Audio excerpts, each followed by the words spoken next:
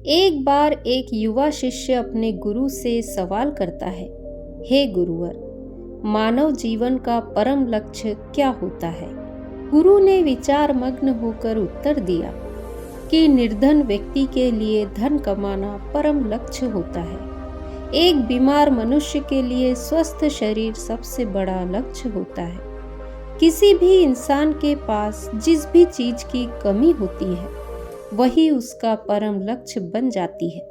उसे प्राप्त करने के लिए वह हर संभव प्रयास करते रहता है, नाना प्रकार के षड्यंत्र रचते रहता है। उस वस्तु की कमी को पूरा करने के लिए भरपूर मेहनत भी करता है।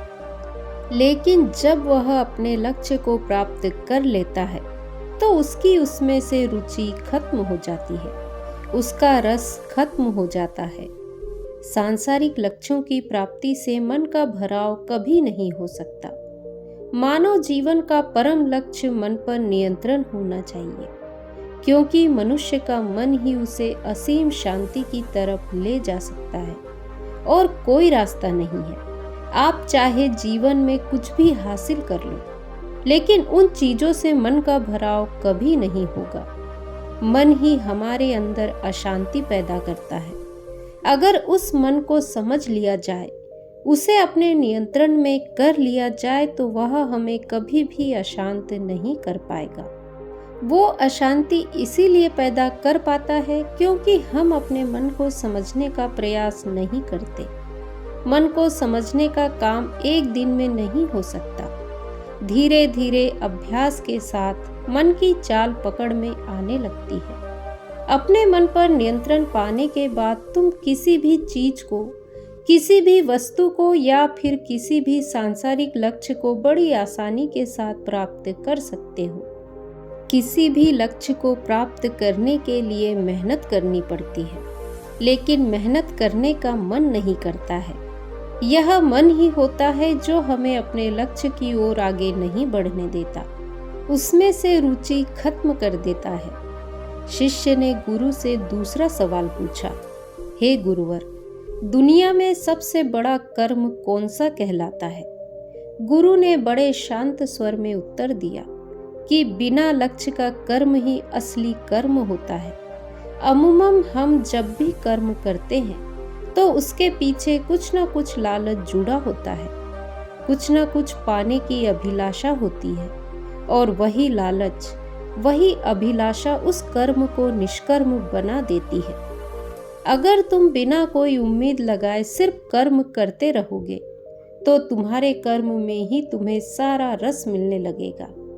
जिस प्रकार असली आनंद सफर का होता है, ना कि मंजिल का, उसी प्रकार असली आनंद कर्म का होता है, ना कि लक्ष्य प्राप्त करने का। लक्ष्य प्राप्त करना तो अंतिम पड़ाव है, वह तो मंजिल है।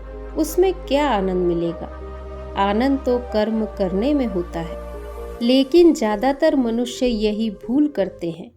किसी भी कर्म को करने से पहले वह अपना लक्ष्य सुनिश्चित कर लेते हैं, और यही उनकी सबसे बड़ी भूल होती है, क्योंकि लक्ष्य सुनिश्चित करने के बाद उनका ध्यान सिर्फ लक्ष्य पर लगा रहता है। कर्म करने पे से उनका ध्यान हट जाता है। शिष्य ने गुरु से कहा, बिना लक्ष्य को सुनिश्चित किए हुए कोई कर्म करेगा ही क्यों? क्योंकि जब मनुष्य अपना लक्ष्य निर्धारित करता है, उसी के अनुसार तो कर्म करता है। अगर वह अपना लक्ष्य ही सुनिश्चित नहीं करेगा तो उसे फिर कर्म करने की आवश्यकता ही क्या है? गुरु ने बड़ा ही अद्भुत उत्तर देते हुए जवाब दिया कि मान लो तुमने कोई लक्ष्य सुनिश्चित किया, उसके अनुसार कर्म भी किए, और फिर वह लक्ष्य भी तुम्हें प्राप्त हो गया। लेकिन लक्ष्य प्राप्त होने के बाद तुम क्या करोगे? लक्ष्य प्राप्त होना कोई अंत तो नहीं है।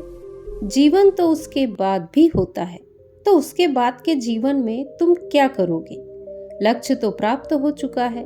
अब या तो तुम्हें मर जाना चाहिए या फिर कोई दूसरा लक्ष्य ढूंढना चाहिए, क्योंकि अब करने के लिए कुछ बचा नहीं है। तुम अंतिम पड़ाव पर पहुंच चुके हो। गुरु ने मुस्कुराते हुए कहना जारी रखा कि जीवन लक्ष्य प्राप्त करने के लिए नहीं मिला, जीवन तो जीने के लिए मिला है। हर एक पल को तुम जी खोल कर जी सकते हो। अगर कर्म को भूलकर लक्ष्य के पीछे भागते रहोगे तो एक लक्ष्य पूरा होने के बाद तुम दूसरे लक्ष्य के पीछे भागोगे और इसी प्रकार जीवन पर्यंत भागते रहोगे और ठहरना कभी सीख ही नहीं पाओगे। और वहीं पर अगर तुम कर्म का आनंद लेना सीख गए, सिर्फ कर्म करने पर अपना ध्यान केंद्रित करना सीख गए, तो इस प्रकार का मन जिस इंसान का होता है वो किसी भी कार्य को पूरे रस के साथ करता है, पूरी रुचि के साथ करता है, आधा अधूरा नहीं करता, क्योंकि उसका पूरा ध्यान उस कर्म को करने पर लगा हुआ रहता है। गुरु ने उदाहरण देते हुए समझाया कि मान लो दो लोगों को एक पहाड़ी पर चढ़ने के लिए भेजा जाता है। उस पहाड़ी के शिखर पर पहुंचना ही उनका अंतिम लक्ष्य है। उनमें से एक इंसान उस पहाड़ी के शिखर को देखता हुआ चल रहा है और दूसरा अपने कदमों पर ध्यान लगाकर चल रहा है। जिसका ध्यान शिखर पर टिका हुआ है उसकी चेतना भविष्य में भटक रही है, और जो अपने कदमों पर ध्यान लगाता हुआ चल रहा है वही वास्तविकता में वर्तमान में उपस्थित है, क्योंकि उसके कदम वर्तमान में चल रहे हैं। और जो शिखर पर पहुंचने का लक्ष्य है वह भविष्य की कल्पना है। शिखर की तरफ देखने वाला हो सकता है कि ठोकर खाकर गिर पड़े, लेकिन जो अपने कदमों पर ध्यान लगाकर चल रहा है उसको कभी ठोकर नहीं लगेगी। चाहे वह शिखर पर ना पहुंच पाए, लेकिन उसने अपने रास्ते का आनंद भली भांति लिया है। उसने अपने चलने को ही ध्यान बना लिया है, अपने कर्म को ही ध्यान बना लिया है। और इस प्रकार के कर्म मनुष्य को असीम शांति पहुंचाते हैं। पूरी दुनिया भाग ही तो रही है, कोई धन के पीछे, कोई रिश्तों के पीछे, कोई किसी चीज के पीछे तो कोई किसी चीज के पीछे। हर मनुष्य इस संसार में भागता रहता है और वह कभी ठहरना ही नहीं सीख पाता। उसे हमेशा यही लगता रहता है कि एक बार लक्ष्य को प्राप्त कर लेता हूँ, उसके बाद तो असीम शांति मिलेगी। लेकिन जब वह लक्ष्य को प्राप्त कर लेता है तो वह अपने आप को और ज्यादा फंसा हुआ महसूस करता है। आनंद और शांति तो दूर की बात रही, लक्ष्य को प्राप्त करने के बाद उसकी चिंताएं, उसकी जिम्मेदारियां और ज्यादा बढ़ जाती है। अगर तुमने हजारों का लक्ष्य प्राप्त कर लिया तो अगला लक्ष्य लाखों रुपए का होगा, उसके बाद करोड़ों का, और इस प्रकार मन का भराव इन लक्ष्यों से कभी नहीं हो सकता। हाँ, हम सन्यासियों और भिक्षुओं की भांति अपने मन को नियंत्रित करना सीख सकते हो।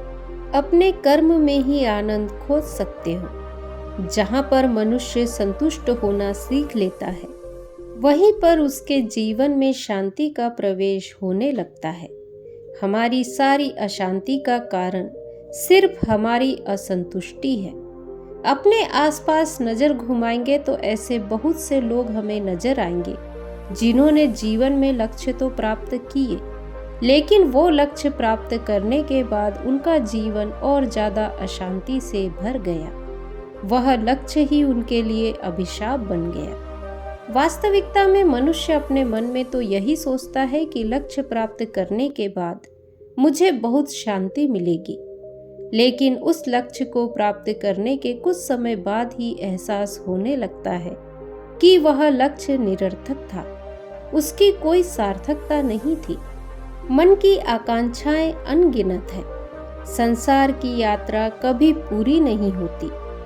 जिनको अपने भीतर मुड़ना होता है उनको बीच से ही लौटना पड़ता है। शिष्य ने गुरु से सवाल पूछा कि हे गुरुवर, तो फिर क्या जीवन में कोई लक्ष्य ही नहीं होना चाहिए? क्या हमें बिना लक्ष्य जीवन जीना चाहिए? ऐसे तो हमारे और जानवरों के जीवन में कोई भेद नहीं होगा। गुरु ने उत्तर दिया कि लक्ष्य की प्राप्ति उस कर्म को करने पर निर्भर होता है। अगर तुम किसी कर्म को पूरा मन लगाकर पूरे ध्यान से करोगे तो निश्चित है उसका परिणाम भी तुम्हें उचित ही मिलेगा। तुम अपने जीवन में कर्म करते जाओ, फल की चिंता मत करो। फल तुम्हें अपने आप प्राप्त होंगे। प्रकृति तुम्हारे पास खुद तोहफे लेकर आएगी, उपहार लेकर आएगी। लक्ष्य तुम्हें खुद प्राप्त होंगे। तुम बस अपने कर्म पर ध्यान टिका कर रखो। लेकिन भूल तो यही होती है कि हम ज़्यादा समय तक सिर्फ कर्म पर अपना ध्यान टिका कर नहीं रख पाते। हमारा मन तत्क्षण उस परिणाम के बारे में सोचने लगता है और परिणाम भविष्य का रूप होता है। वर्तमान में तुम परिणाम के बारे में नहीं सोच सकते। परिणाम भविष्य में घटित होने वाली घटना है और ध्यान तुम्हें भविष्य से वर्तमान में खींच कर लेकर आता है। सारी चिंता, सारे तनाव का कारण भविष्य और अतीत की कल्पना होती है। या तो हम अतीत के बारे में सोचते रहते हैं या फिर भविष्य की कल्पना करते रहते हैं। खाना खाते समय अगर मनुष्य खाने पर अपना ध्यान टिका कर रखता है तो इससे उसे कोई लक्ष्य प्राप्त नहीं होगा, लेकिन उस खाने का आनंद वह पूरी तरह से ले सकता है।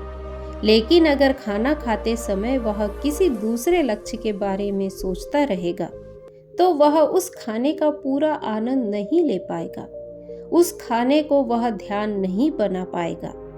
और बुद्धिमान वह लोग होते हैं जो हर कर्म को ध्यान बना लेते हैं। हर एक कर्म तभी ध्यान बन सकता है जब उसे पूरी जागरूकता, पूरे होश और पूरे ध्यान के साथ वर्तमान में रहकर किया जाए। ना उसके परिणाम के बारे में सोचा जाए और ना ही उसे जल्दी खत्म करने के बारे में सोचा जाए। पूरे संयम के साथ, पूरा ध्यान करके जब कोई कर्म किया जाता है तो उस कर्म के फलीभूत होने की संभावनाएं बढ़ जाती है। लेकिन याद रहे, ना हम परिणाम के बारे में सोच रहे हैं और ना ही संभावनाओं के बारे में। अपने दैनिक जीवन में भी हम बहुत से कर्म ऐसे करते हैं जिनके पीछे कोई लक्ष्य नहीं जुड़ा होता, जैसे कि खाना खाना, टहलना या फिर दूसरों से बातचीत करना। इनके पीछे कोई लक्ष्य नहीं होता और इन्हीं कर्मों को अगर पूरा ध्यान लगाकर किया जाए तो तुम्हारा हर कर्म ध्यान बनता चला जाएगा। फिर तुम्हें ध्यान करने के लिए अलग से बैठने की जरूरत नहीं रहेगी। जब भी तुम अपनी आंख बंद करके ध्यान लगाने की कोशिश करोगे तो तुम तत्क्षण उस ध्यान की गहराई में जा पाओगे, क्योंकि तुमने दैनिक जीवन में ध्यान का अभ्यास किया है, हर कर्म को ध्यान बना लिया है। अपने हर एक कर्म को ध्यान बनाने के मैं कुछ तरीके तुम्हें बताता हूँ। धीरे धीरे अभ्यास के साथ तुम इतने निपुण हो जाओगे कि तुम एक ही जगह पर अपना ध्यान देर तक टिका कर रख पाओगे और तब तुम किसी भी सांसारिक लक्ष्य को बड़ी आसानी के साथ प्राप्त कर सकते हो, क्योंकि तुम एक जगह पर, एक बिंदु पर अपना ध्यान बहुत देर तक टिका कर रख पाते हो। सबसे पहले जब तुम कोई कर्म कर रहे हो तो पूरा ध्यान उस कर्म को करने में लगाओ और यह बड़ा आसान होता है। इसका अभ्यास हम रोजमर्रा की जिंदगी में भी कर सकते हैं। अगर तुम खाना खाते हो तो पूरा ध्यान खाना खाने पर लगा दो। खाना खाते समय अगर कोई विचार आ रहा है तो फिर से अपना ध्यान खाना खाने पर लेकर आओ। रोटी को चबा रहे हो तो चबाने पर ध्यान लगाओ। अगर पानी पी रहे हो तो उस पीने पर ध्यान केंद्रित करो। शुरुआत में थोड़ी समस्याएं आएगी, तुम विचारों में भटक जाओगे, तुम खो जाओगे, तुम्हें खुद ध्यान नहीं रहेगा। लेकिन जब भी ध्यान आए अपने ध्यान को खींचकर वापस वहीं पर लेकर आओ और धीरे धीरे अभ्यास के साथ तुम विचार शून्य होते जाओगे। अभी तो खाते समय तुम कुछ और सोच रहे होते हो तो तुम्हारा शरीर वहां पर होता है, लेकिन तुम्हारा मन कहीं और भटक रहा होता है। वह भविष्य की कल्पना कर रहा होता है या अतीत की यादों में खोया रहता है। लेकिन जब धीरे धीरे समय के साथ कर्म पर ध्यान टिकाना शुरू हो जाएगा तो तुम्हारे मन का दर्पण एकदम साफ हो जाएगा। उसके ऊपर विचारों का कीचड़ नहीं रहेगा, वह बिल्कुल स्पष्ट नजर आएगा। और जब मन साफ हो जाता है तो उसमें आनंद की झलकियां आने लगती है। तब हमें पता चलता है कि जीवन का आनंद क्या है, जीवन का रस क्या है। जीवन का रस विचारों में डूबे रहना नहीं है। विचारों से मुक्त होकर, विचार शून्य होकर जीवन जीना है। विचार शून्य होकर रस लेना है। विचार शून्य होकर आनंद को महसूस करना है। जीवन में तनाव का सबसे बड़ा कारण होता है विचारों से भरे रहना, निरर्थक बातों के बारे में सोचना, जिनसे निरर्थक भावनाएं पैदा होती है, जैसे कि जलन, गुस्सा, और ये सारी चीजें अशांति का सबसे बड़ा कारण होती है। इसीलिए अगर इन भावनाओं को पैदा होने से रोकना है तो हमें यह देखना होगा कि इन भावनाओं के पीछे विचार कौन से हैं, और धीरे धीरे ऐसे विचारों से मुक्त होकर विचार शून्य होने का अभ्यास करना। ध्यान रहे, विचारों को जबरदस्ती नहीं रोकना है, बस उन्हें देखते रहना है, और देखते ही देखते वह विचार अपने आप मिटने लग जाएंगे। विचारों की सत्ता तभी तक होती है जब तक वह हमें दिखाई नहीं पड़ते। एक बार विचार दिखाई पड़ने लग जाए तो सारे विचार गायब होने लग जाते हैं, और पीछे छूट जाता है एक बड़ा शून्य, जो शून्य आनंद का स्रोत है। जिस शून्य को अनुभव करने के लिए नाना प्रकार के साधु, संत, सन्यासी पूरी उम्र, पूरी जिंदगी ध्यान करते रहते हैं, वही शून्य हमें गृहस्थ जीवन में जीते हुए प्राप्त करना होता है।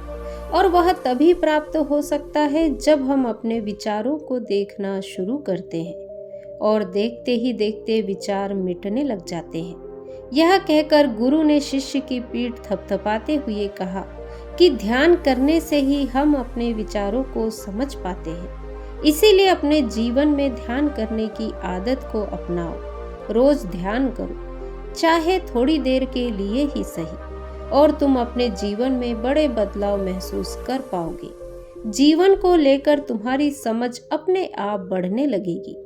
तुम्हारे अंदर के जितने भी सवाल हैं वह अपने आप मिटने लगेंगे। और यह कहकर गुरु वहां से प्रस्थान कर गए। तो दोस्तों, आज की कहानी यदि आपको पसंद आई हो तो वीडियो को लाइक, शेयर, कमेंट करें और चैनल को सब्सक्राइब करें। नमो बुद्धाय।